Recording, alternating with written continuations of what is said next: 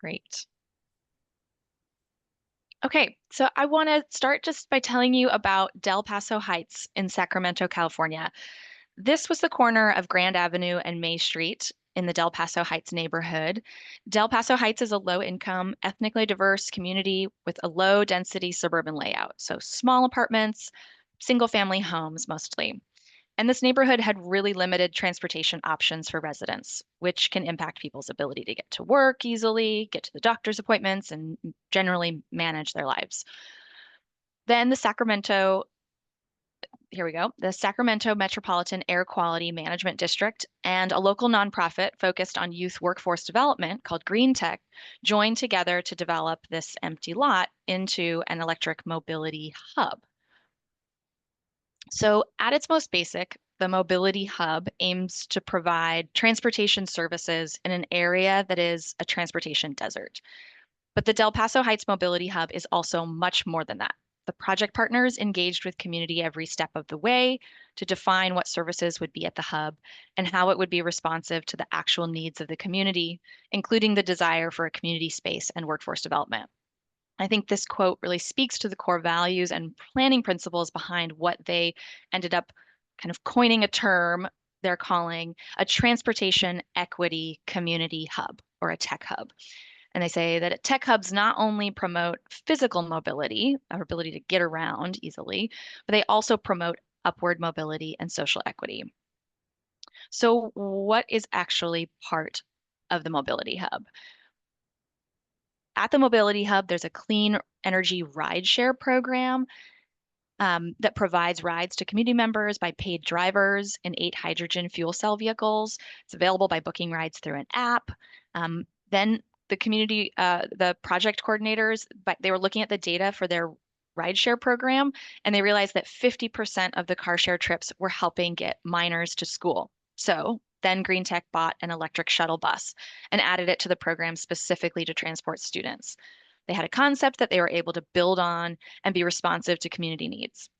There's also a community car share program with 2 electric vehicles parked here at the site that neighbors can book online to go grocery shopping, take family to appointments, or whatever they need. Users are allowed to use up to 3 hours per day, and they have sort of an eligibility process based on income and proximity to the hub. And at first, this program wasn't getting much traction. And through community conversations, they learned that some people couldn't book the cars because of issues with their driver's license due to unpaid fines or fees. So they actually allocated $5,000 for community members to pay down those fees and found a group of recent law school grads to help them do it. The space also has a plaza with benches that have solar powered charging for your mobile phones. There's a farmers market that now is co-located there, and the Sacramento Library bookmobile stops there. It's electric and it can charge there, and that's in this picture that you see. And they're planning to develop a digital kiosk for job training and free Wi-Fi in the future. When it comes to workforce development, community members who were users of the hub have become drivers for the Clean Energy Rideshare program, and there's a site manager. But Green Tech's primary mission is to teach high school and college students about career opportunities in clean energy, energy efficiency, and sustainable living strategies. So through this project, they've incorporated the hub into their programming with youth. And the construction team for the site actually taught a course through their youth programs on jobs in the environmental vehicle or in electric vehicle field. And students became OSHA certified and got to actually work on the construction site. And the whole space runs on clean energy and will produce no emissions to the surrounding neighborhood. So this project was really about leveraging all of the best parts of what EVs can bring, but doing it in a community-centered and community-driven way. When you watch the news coverage for this project, people are really excited and proud to have this in their neighborhood. And that acceptance has been a big part of this success. Now the Air District is trying to develop 50 more of these hubs in Sacramento with different local nonprofit partners.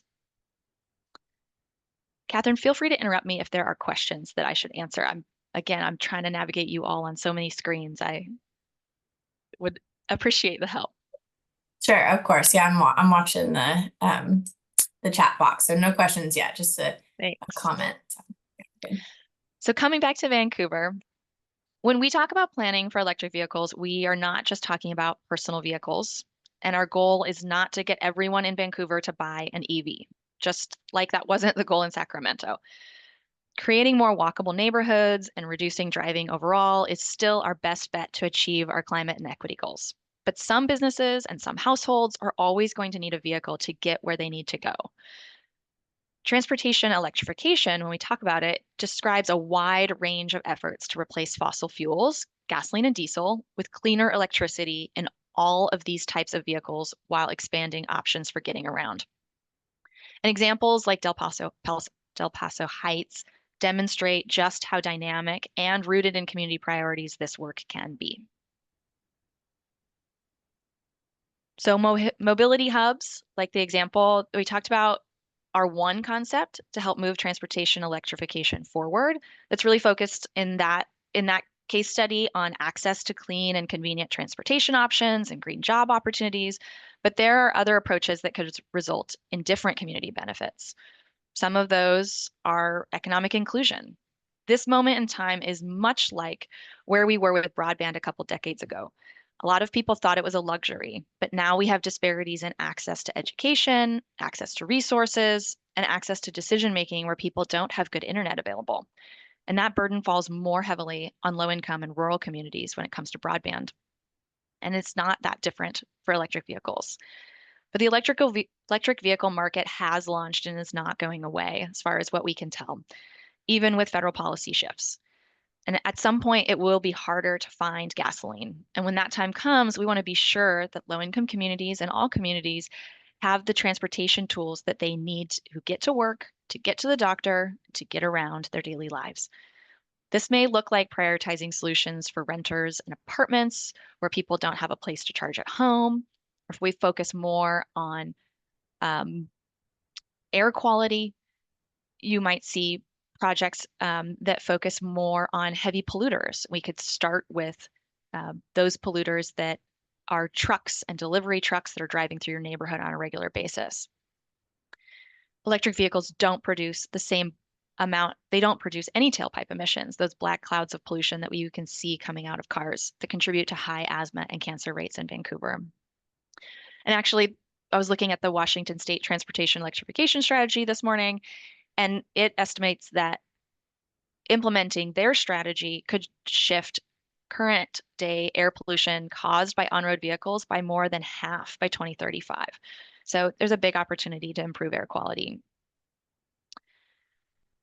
And another example might be strategies to boost business traffic, which might focus more on finding small businesses that could benefit from having an EV charger in their parking lot to draw in new customers. These are just different ways of thinking about and prioritizing the work around transportation electrification.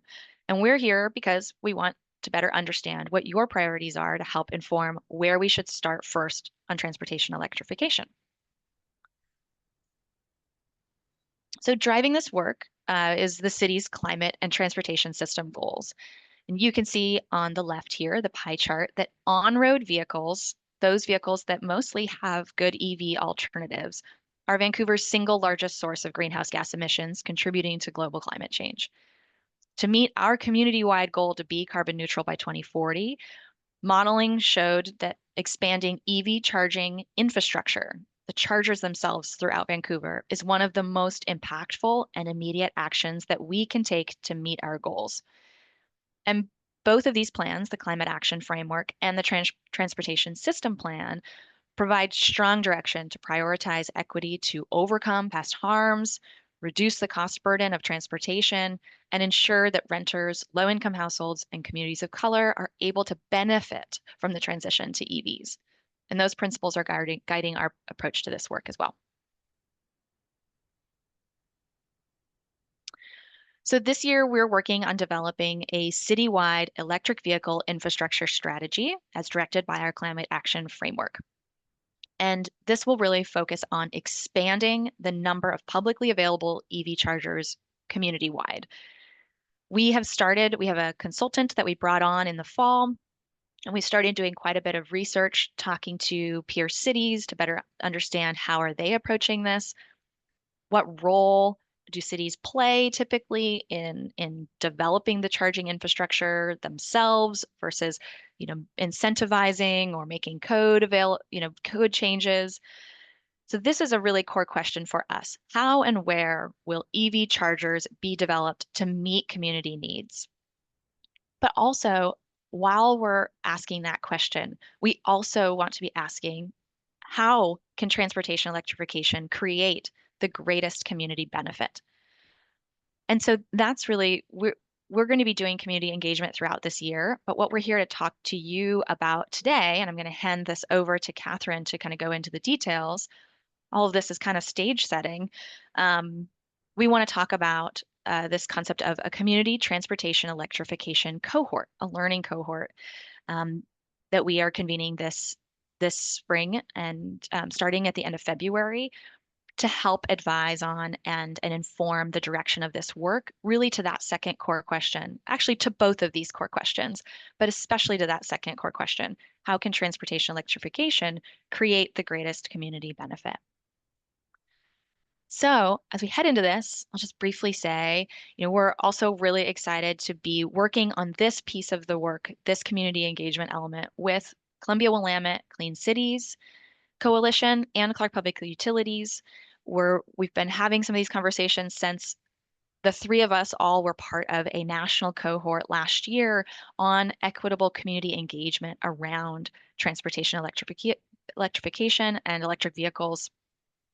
And it was really through those conversations, we did some learning of our own on community engagement approaches here, learned from other communities across the country on what they are doing, and said, we have some aligned goals here, and we can do more if we work together and listen to community together with a more open-ended way and see how the tools that we each have might help bring those things to life. So for the city of Vancouver, we have the strategy that we're working on, but these groups have other tools that they have as well, and we all want to listen. And that is sort of the underlying uh, piece of this cohort that we're trying to build. So I'm going to hand it over to Catherine. Here you go. Please jump in Perfect. Thank you, and tell me Stacy. when to switch. Okay. All right. Sounds good. Okay, so the idea for this cohort is kind of to flip this narrative from electrical vehicles, which is what most people think of and talk about when we're talking about transportation electrification, but really to flip from EVs, electrical vehicles, to the bigger, broader concept of the greatest community benefit from transportation electrification overall. And so with the cohort, we want community co-created solutions and centering historically underrepresented communities within this. So we're going to be listening between the lines, kind of to use the tools that Stacy was talking about that all these different groups have, and see how we can put them together. So through this process, we'll be selecting 2 to 4 community-based organizations and/or community organizers. And the idea is that we really want to be able to build capacity of these cohort members and all parties involved in order to identify these transportation electrification solutions to implement within the city. And we'll be doing this through the educational workshops and discussions. And then the 2 primary responsibilities for cohort members will be to conduct community engagement activities as trusted liaisons within their communities that they're serving or are in.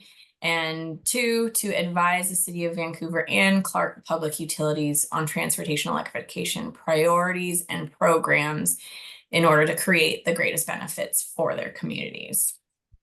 All right, next one, Stacy. Thank you. So this is just a brief, easy to read timeline. So we're starting now. The application will be launched today, and we will start to review those as of January 31st at the end of the month. They'll be accepted on a rolling basis until we have 2 to 4 that we need.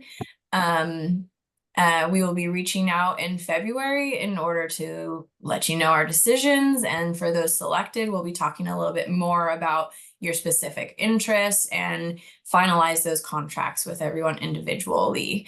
At the end of February, we'll also have our first in-person kickoff at the Oregon International Auto Show. So we're really excited for that, and that'll be the beginning of our in-person sessions. March through April, we'll be having workshops where we'll start with co-creating goals and questions for engagement. And then phase 2, May through June, we'll be really focusing in on the community engagement aspect that all cohort members will be doing within their communities. And then July, we'll come back and kind of report and discuss and talk about it together. And August is when those final kind of recommendations start to be finalized. And then on we go to implementation after. All right, next slide. So a little bit more in detail. So this phase 1, March through April, again, we'll have 2 workshops per month. We'll be focusing in on transportation, electrification, and policy backgrounds. We'll be doing some more equity-centered case studies, similar to what Stacy was just talking about in the beginning. And then workshops will also be really guided by the interest of the selected cohort members. So as we get joining members and we start to write those contracts, we'll be having discussions with you about what you want to hear about, and then what you want to learn about, what you already know that you could possibly share about. And the discussions and workshops will be centered around that as well. And then by the end of April, we really want to be able to collectively identify goals of the engagement that cohort members will be doing, as well as the core questions for community engagement. So we don't want to be coming in with selected goals that we've made and questions that we've made that may not be applicable to every community that ends up being represented in this cohort. So we want to craft those with all of you to make sure that everyone can take those out and engage with their communities in the way that they see fit and best. All right, next one. So phase 2 is the actual engagement and then advising period. So May through June, we'll have 1 workshop each month. The first one in May will be really focused on that community engagement planning part. And then in May, we'll have cohort members start to develop their own engagement plans for their communities themselves. And it'll be tailored based on what their needs are. So, you know, if a cohort member thinks that it's best to do a handful of one-on-one interviews, that'll be great. If another one wants to do a big group discussion or go out to tabling events and do surveys or whatever it may be, we'll be working with everybody individually to make sure that their engagement plan meets their needs, and we'll be there to advise and support as much as possible and as much as needed. And then June will be the implementation of that engagement. So it could start, you know, end of May, possibly to early July, we'll have this phase for cohort members to be going out and doing, implementing their actual plan. We'll have 1 check-in in June. And then July, we'll come back and everybody will, you know, talk about what they heard, what they found. We'll be discussing that more in these workshops. And through that, we'll be co-creating these strategies and then policy and program recommendations. And then into August, we'll be working to incorporate that into Vancouver City and Clark Public Utilities plans. All right, next one.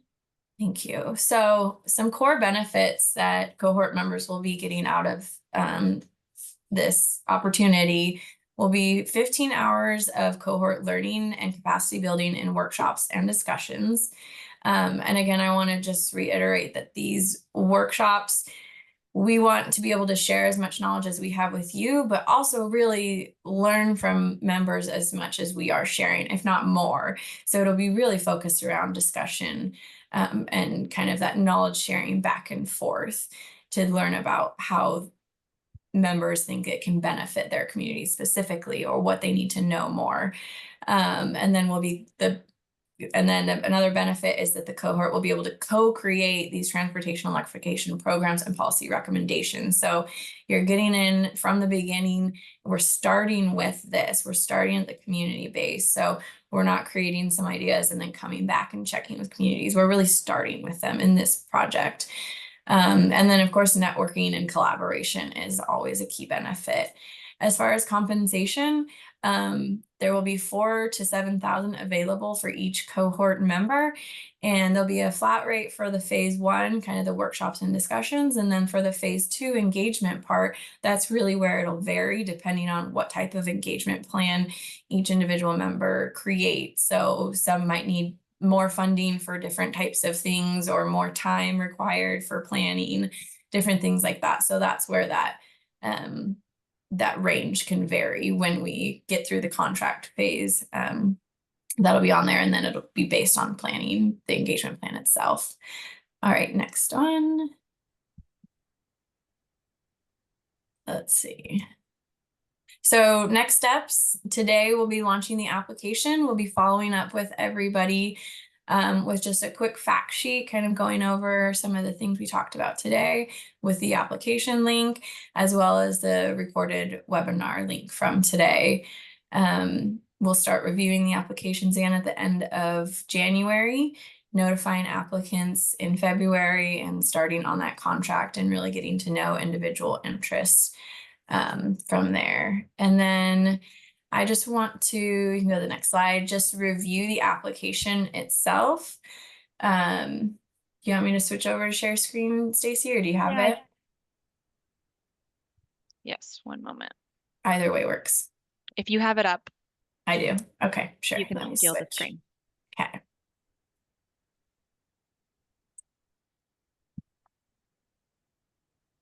Okay, can you see that? Are we on it?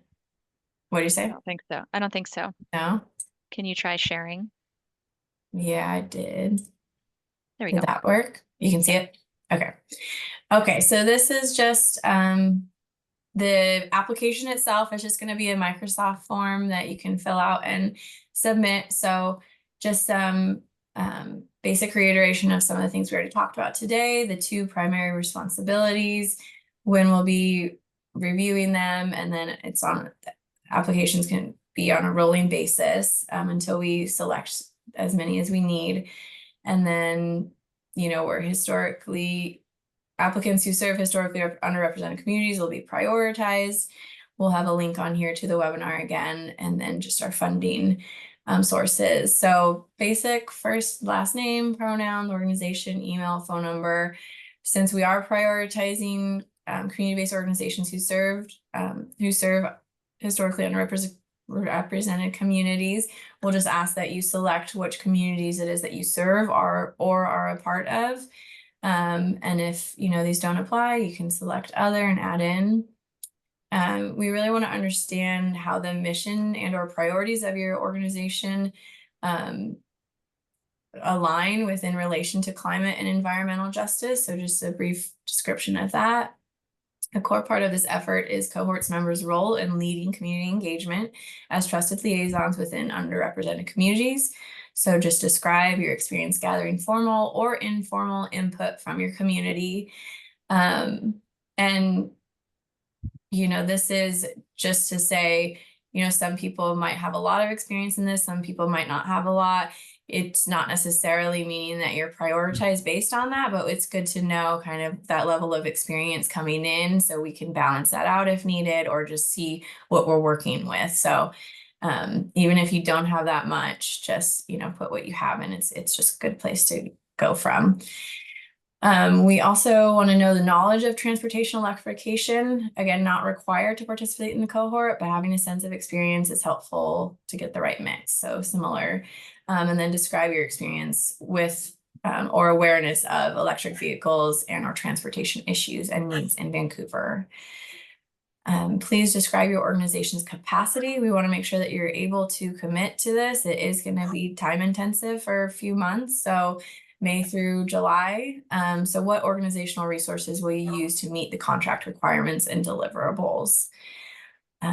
Again, we want to make sure that you're able to attend and be here. So these are the dates set up. This February 21st, that's the Oregon International Auto Show. And then these are the dates. They'll always be 11 to 2, March, April, May, June, July. So you can align that with your calendars and see how you'll be able to fit in. And then lastly, we just kind of want to know overall of why you're interested in joining this cohort. You know, what brought you here today? How are you connected, like, in this community to do this, um, and so forth. So that is the application itself. And we will open it up to questions for anybody. Is there anything else you want to add, Stacy, before we wrap up?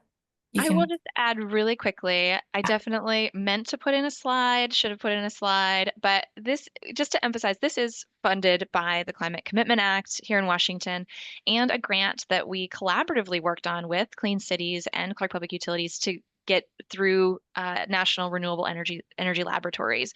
And that grant is to Clean Cities, and that helps fund their participation and the compensation that's available for the cohort members. So I think it just that's really worth emphasizing that that's where this funding is coming from. It's coming from those climate planning grants, and we've been working on this collaboratively, and it's a cool partnership that we're excited to see where it goes.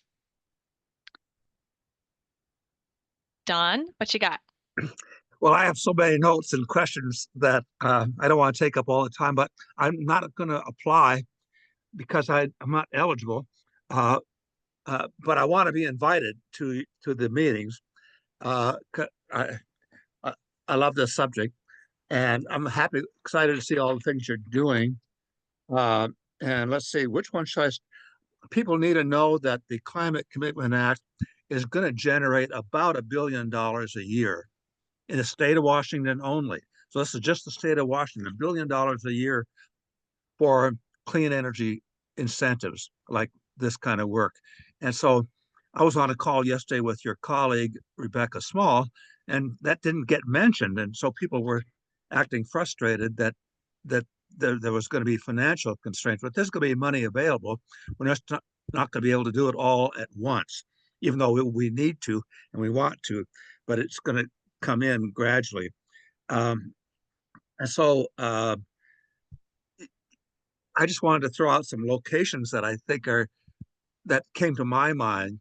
A hub at the Fruit Valley Park seems like a good location. They already have a community center there, uh, and uh, and it's surrounded by small, I'm assuming low income housing, some of it Vancouver Housing Authority type facilities. So that's a thought.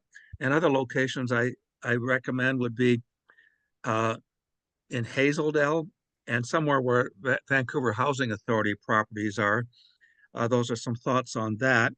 And it's a challenge to figure out what to talk about first. Um, Don, can I maybe just respond to a couple of those, or will I break your flow? Do you want go to? ahead. No, Yeah, I have written down. great.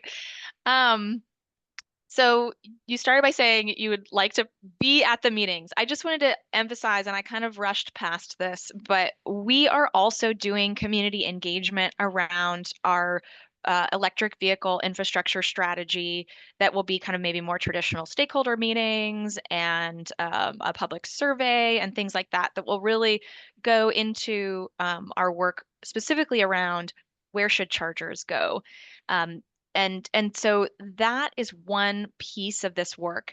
But we wanted to create this other space that was able to have a little bit broader view and a view that started from a different point of the question that was more about what is the community need and how do the tools of transportation electrification possibly help address that need or play a role in driving that community benefit. So we're kind of doing both in parallel, but there will be many opportunities this year to geek out on electric vehicle planning and charging infrastructure planning. So I just want to acknowledge that there'll be kind of that piece of community engagement happening alongside as well that is more narrow than I think the conversations we'll have in this cohort are. Um, and then I just also wanted to acknowledge that the mobility hub concept is a cool concept. It could be a thing that we hear from community is desired, or there might be other things entirely, is what we hear. So I just thought that was a really great example of how it was community led and community driven, the overall strategy on that project. Not necessarily that we are looking to site mobility hubs exactly like that now. We want to hear that rise to the top through this work, if that's what people want and need. So I don't know what's relevant from my notes, but if other people raise their hands, cut me off and move on to them. So Um, use the raise hand function if anybody would like to have questions about the cohort and how it would function. Something Okay, that Don. came to the top of my mind as you at the very beginning was it also is important that we make neighborhoods complete, meaning uh, in much of Vancouver, and even more so in the outside of Vancouver city limits, people can't get their groceries. People can't do anything without getting in the car and going somewhere. And so there needs to be neighborhood corner cafes and things like that. And there's legislation right now. I think it's 1175 in the legislature to allow, maybe even require I think it's to require cities to allow that. And unfortunately, the Association of Washington Cities, attention, Kim Harless, the Association of Washington Cities uh, opposed the initiative, the legislation last year for allowing neighborhood cafes and street corner uh, conveniences So in residential areas. yeah, Don, those are great points, and they are definitely part of the city's overall strategy on climate action. And we see that showing up in our plans and the comprehensive plan and those land use changes we know take a really long time. And so that is one of, what we learned through the development of the climate action framework is that as those larger systems changes are evolving over time so that it is more walkable, rollable to get to those places, we can be less car dependent while we still are. One of the biggest impacts we can have is working on this EV transition. So absolutely heard, and that is not that priority is or that strategy is not diminished by any means. Um, I I saw a I hand raised yeah, before we move on. I did. I wanted Meridian. just emphasize that this meeting and info session is really meant um, to be around the cohort and how the cohort will work and what it would mean to participate, and kind of the details of that, what it would look like to engage community in that way and be a member of the cohort. So I just want to emphasize that we focus some of the questions on that cohort piece. And if folks want to talk more about sort of overarching climate strategy, I'm happy to have that conversation at another time. All right, Meridian, thank you. you had a hand up, Meridian. Well, Dawn covered one of my questions, which is how does this intersect with the 15-minute neighborhoods? And I guess one of the questions I have is do you think there will ever be a similar cohort or a connection between conversations about how to create those 15-minute neighborhoods? I mean, I was sitting here and imagining a hub like that at some kind of community center where I could walk to the store and get a ride home with my groceries, which has always seemed like the complicating factor. But where do we have, I guess the one question is, why is it the electrification transportation conversation first rather than 15-minute neighborhoods? Or do you see a similar cohort discussing 15-minute neighborhoods and then everybody gets together and compares notes? I can jump in a little bit, Stacy, if you Yeah, want. that'd be great. Yeah. Yeah. Yeah. So concurrently, the city is also planning our comprehensive plan. And that is one of the main factors of that, right? We're calling them, I believe it's connected and accessible neighborhoods now. And so that's happening at the same exact time. And that project has multiple working groups. So one of them is our equity working group where we have community partners from all different CBOs that are having these conversations and have been throughout the whole 2-year planning process of that. You know, a lot of it is housing and accessibility. And so that's happening at the same time as this. So yes, the conversations will definitely match up and inform each other. We're also talking internally to other staff at the same time. So kind of that other piece that Stacy was talking about, we have an internal group. So people from code and all of that, some of them specifically working on the comp plan. So it is happening at the same time, talking to each other, communicating, and making sure that we're implementing in the same way. Do you have any more to add, Stacy? No, that's great. Thank you. Yeah. What folks do, or questions do folks have about the cohort piece? Does it seem, you know, for those of you who are with nonprofits and community-based organizations, does this seem like the format seems something that you might be interested in? If, you know, how's, you know, in the topic, we recognize that a lot of community-based organizations are just starting to engage in the conversation around climate in a lot of ways and environmental justice from, you know, the many, you know, issues that organizations are working on already. And so this it might feel like a narrow lens when we talk about transportation electrification or EVs, but I'm hoping that we're trying to demonstrate how it doesn't have to be so narrow. It could be broader in thinking about how it has community benefit. Monica. So mine was on something where outreach for this, for people to actually apply. I actually am excited about this cohort. I can't apply because my hand is in so many different things right now. Like I hope I didn't freeze. Did I freeze? You're good. Okay, cool. You froze on me, Stacy. So, Sorry.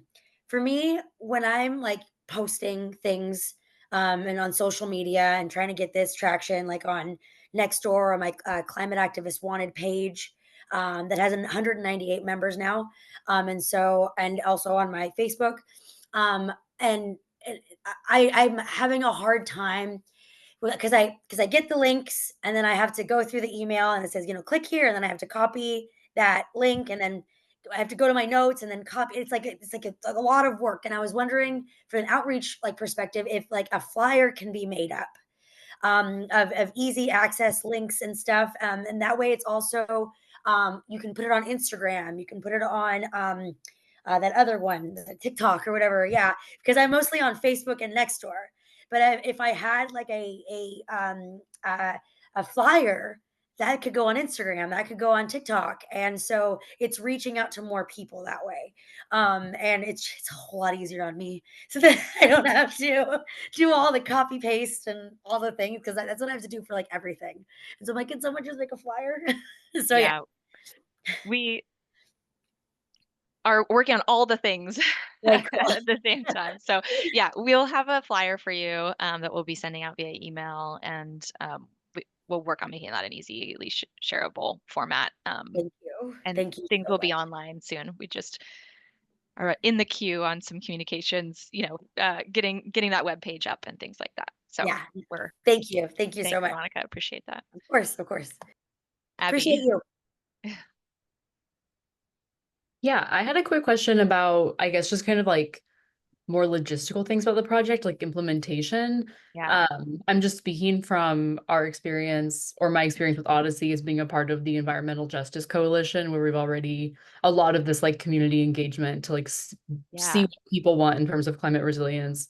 We've already been a part of, but I know that some of those conversations kind of end up in a place where people are like, when do we see the result of this? And so I guess my question is kind of just, is this like a more specific project where there's like already like it's a separate project with like its own funding, and like the EV thing will already be its own thing, so you just need to do the community engagement to already implement it? Or is it just a part of like the general comp plan recommendations? Yeah, great question. This is not embedded in the comprehensive plan. So it's, I do think working on a comprehensive plan is hard because it is so high level and so long range. So from like a community perspective, it can be really hard to feel that tangible impact. This is maybe more medium range in, you know, when you compare it to a comprehensive plan. We will have an electric vehicle infrastructure strategy.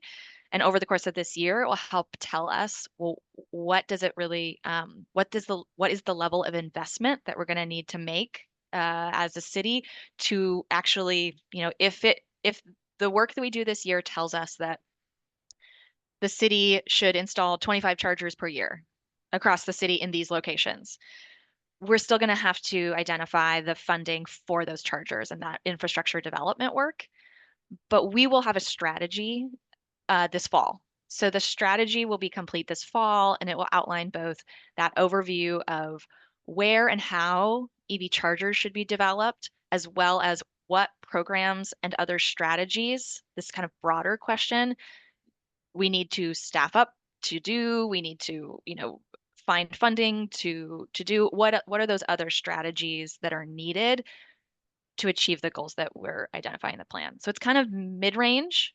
It's nearer term than a comprehensive plan, but it's still the implementation of the strategy is not yet funded. So that'll be part of our work once we understand what the strategy directs us to do. Is that helpful? Yes, definitely. Thank you. And to Don's point, there is a lot of funding for this work out there, particularly here in Washington. We have a huge advantage of having the Climate Commitment Act and having that be retained. We will continue to have those funds, where some of those other funding sources from the federal government are likely going away. Here in Washington, we actually are really well situated to keep doing this work and actually see that implementation through in some way. And there are people on the call who have already been wrestling with that funding and working on that installation and work as well. So.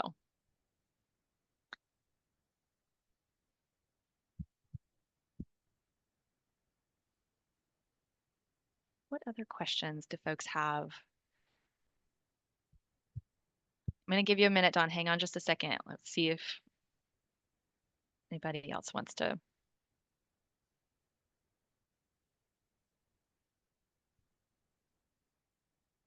I also will say that I'm happy to have conversations with anybody on the call more about the cohort. If it feels like, okay, I'm not sure if I want to ask my question here, or I'm still not sure how this applies to me, or if this aligns with my organizational mission, let's have a chat if you're interested. Like I said at the beginning, my goal today was just to spark your interest to think maybe this could be aligned and we can keep that conversation going. So this isn't like a one and done. I would love to chat with you more about what that could look like and how it could be aligned with the priorities that you've already identified internally. Okay, Don, what you got? Younger people are better able to multitask than I am. So I was taking notes about something you said while you talked about the cohort. And so I missed the beginning of the cohort, but that's okay because I'm not going to be applying. But I have some, that's just side comment. Um, from my work on this for the last 3 years, it seems like the place where so we're not talking about chargers rather than hubs. Multifamily developments is where we need a lot of them. And there's already a lot of them published in the Columbian. I don't know if that list came from you or from Commerce, but there were a lot of multifamily developments where charging stations were uh, uh, earmarked. However, we have a lot more that needs to be done in multifamily developments. And then we need to make sure that new multifamily developments are EV ready. So if they build a new multifamily development and we're building like crazy, if it's not EV ready when it's built, it costs far more to make it ready for EVs afterwards because it costs maybe $8,000 per stall. Put in the conduit, dig up the concrete, and put in the conduit. And Yeah, so they need and to be that's EV ready. part of the state building code is helping address that for new development as well. And we're also at the city working on a green buildings policy that will incorporate that. Um, That's all I'm I going had. to thank you, Don. And thanks for being here. I appreciate your investment of time in this area of work in a big way. And I would love to have conversations with anybody who wants to talk about the overall EV infrastructure strategy at another time. And I'll just say, we're going to reserve the rest of this time for questions about the cohort specifically. So if your question is about EV strategy, where chargers should go, the state strategy, and how those things interrelate, please just follow up with me. I'd be happy to have a conversation. But if there are questions about the cohort and how community-based organizations, what we are hoping that will look like, and what we are hoping those partners in the cohort, the community-based organizations, as like members of this learning cohort with us, what we're hoping that relationship looks like on our end and your end. Those are the types of questions that we'll reserve the next 10 minutes for. Jim, I do you just have a wanted, question? Oh, go I was ahead, going to make a Catherine. quick note for those of you Mhm. who aren't following the chat. I just put me and Stacey's contact information in there. So if you need it, just check the chat and it's there for you. Thanks, Catherine. Jim, do you have a question about the cohort? Yes, I do. Can you Great. define what you mean by cohort? Is that an existing environmental organization, an existing organization that's involved with electric vehicles? Could it be an individual? I'm looking for Yeah. information. Yeah, that's a great question. And I'm just fighting with my screens here, but I will read what we have, what will go on the website in terms of who should apply. So this will be posted soon and we will send it out to all of you. But we're looking for representatives of community-based organizations, nonprofits that serve historically underrepresented communities. Cohort members are not required to have existing knowledge of transportation electrification, but ideally they will have some experience with environmental and/or economic justice issues and be interested in thinking creatively about how to harness investments in cleaner transportation systems to create tangible benefits for their communities. So we are looking for folks that do organizing work with historically underrepresented communities. That's communities of color, immigrant communities, low income communities. Um, it, the list goes on, disability communities. We have that list embedded um, in the application itself. So that'll be a good place to reference those, what we are sort of defining as underrepresented communities in that way. Thanks.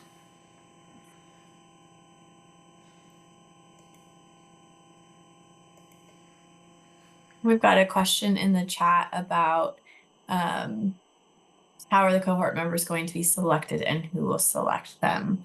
Do you want to speak to that, Stacey, or? Yeah, sorry, I was just trying to read the chat also. Okay. Yeah, well, I'm not sure what to expect, how many people are going to apply. But we are going to be selecting them here internally, Catherine, me, and presumably our partners that we actually didn't talk about that piece, Morgan, but presumably our partners at Clark Public Utilities and Clean Cities will look at all of those applications together and try to get a good mix. We have a certain budget. I think, we're thinking that will accommodate about 2 to 4 partners in the cohort, but in terms of being able to compensate appropriately for the time to do that community engagement.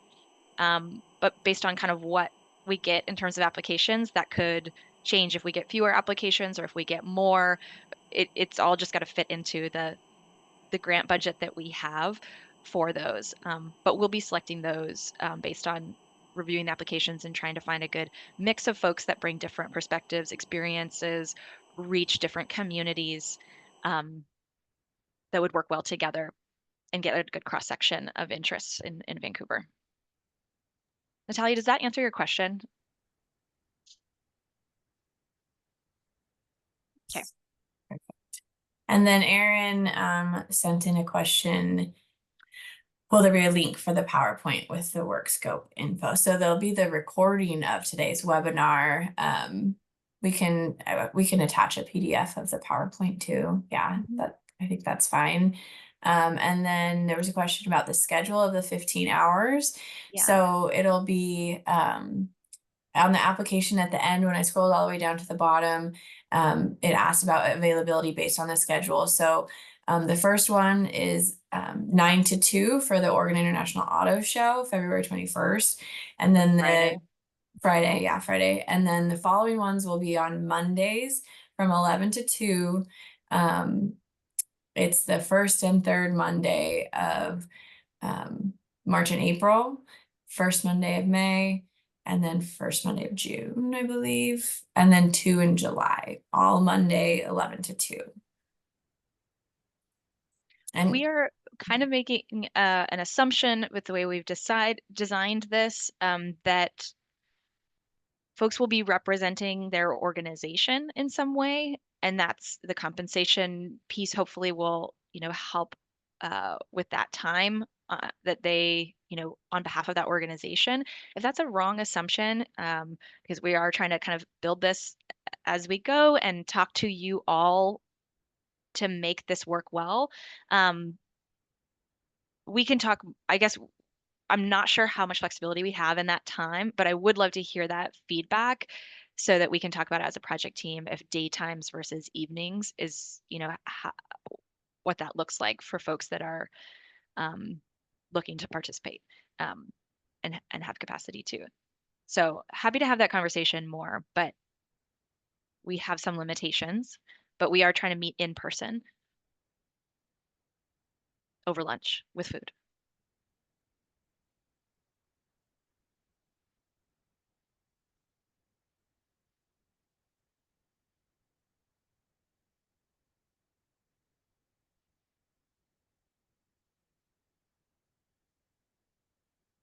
Okay, I'm scanning other questions.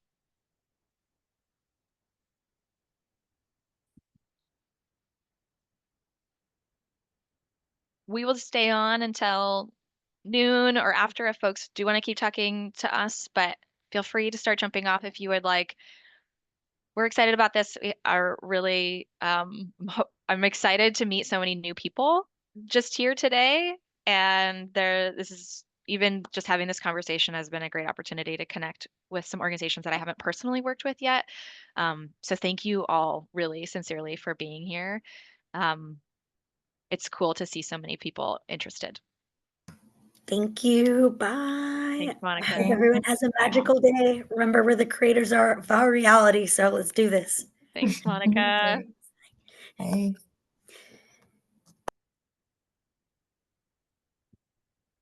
Meridian, did you have another question?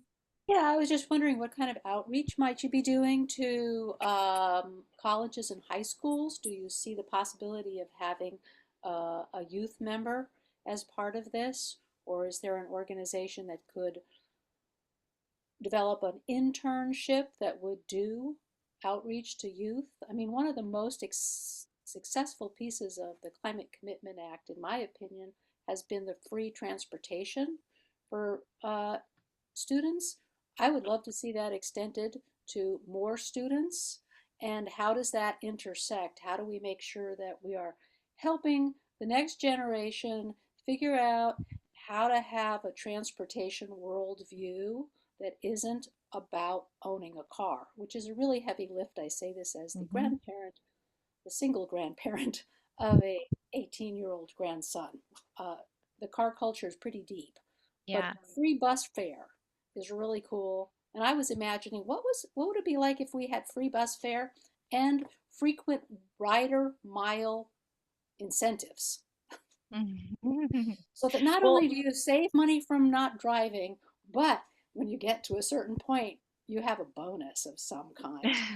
So how do we really incentivize that? So yeah. that's not this Well, topic, but is there we had anything?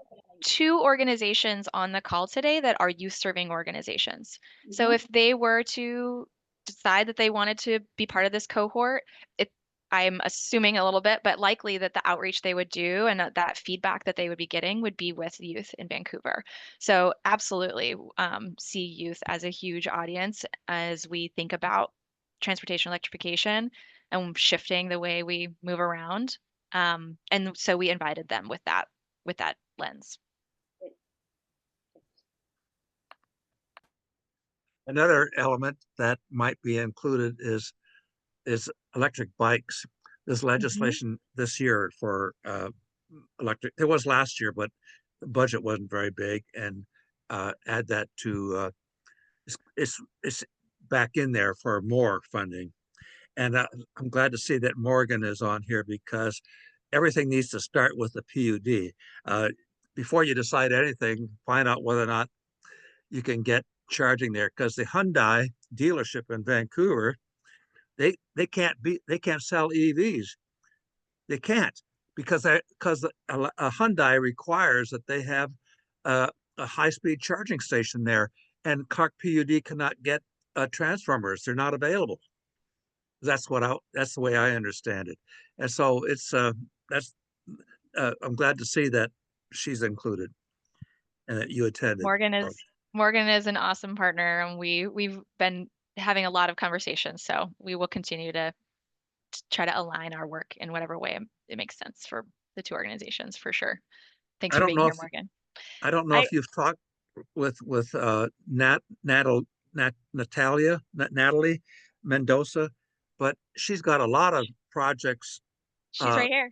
Okay, she has a lot of projects that are just waiting to go, but Yep. she can't. But the condition, apparently, she can correct me if I'm wrong. Apparently, the condition is the contractor has to take on apprentices, and they're reluctant to take on apprentices. And the reason why they're reluctant to take on apprentices is because they don't want to take on an apprentice unless they know that this is going to be ongoing. They don't want to take on somebody for 6 months or for 2 years and then have to lay them off, or for a year and a half. And so that's my understanding of what is one of the issues that uh, is associated with all this work. So my 2 cents. Natalia or Feng, do you have any other questions about the cohort or want to set up another time to chat? Either way. Natalia, you and I are working on a time to chat. Hey, how's it going? How's it going, Don? Hi, Natalia. Sure, Stacy. Hi, Feng. Hi. Yes. I guess we can chat. Maybe I will look over the application and see if our organization can apply for it or not. So Great. I would love to have a conversation. So I'll send that all to you, and you let me know if that makes sense. all right. Thank you. Great.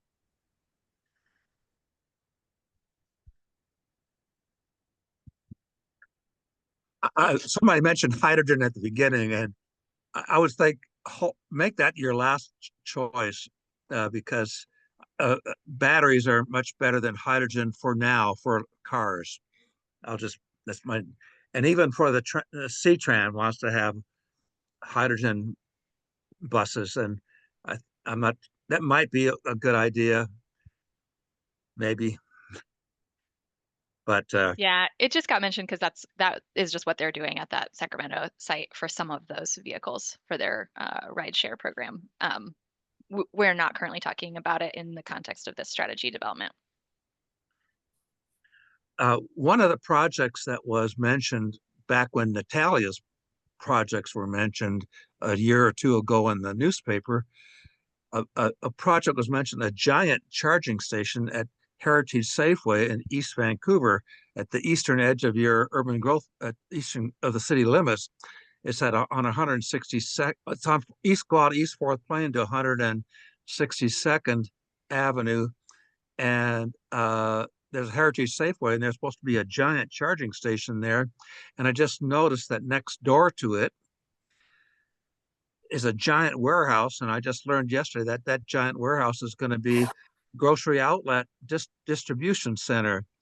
And I've talked with people that have shops at the Heritage Mall, and they don't know anything about it. But anyway, since I live near there, I was interested in it, and it's something that'll be on your radar at some point. Natalia, did you have any other questions you wanted to ask today? Catherine, you can probably stop recording too at any point, I think.